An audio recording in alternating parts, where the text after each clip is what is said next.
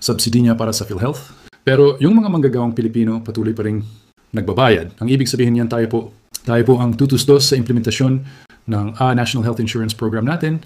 Kung yung gobyerno ayaw magbayad ng premium niya, dapat ata tayong mga manggagawa. Itigil na rin natin yung binabayaran nating premium sa PhilHealth para naman maging fair kasi lumalabas na tayo ang sumasalba sa pagkukulang ng PhilHealth. Kaya para maging fair, kaya kung yung gobyerno ayaw kumilos, hayaan na din natin.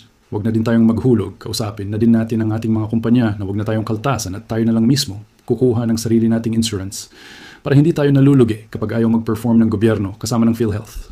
Bakit tayo ang magtutustos ng obligasyong magkaroon ng National Health Insurance Program? Sila dapat, kaya hindi natin maintindihan kung bakit kailangan talaga na zero budget talaga ang PhilHealth. Diba, pwedeng lagyan na lang, kahit na 10 bilyon man lang. Talagang zero talaga, Senator Grace Poe. Hiyang-hiya naman kami sa inyo.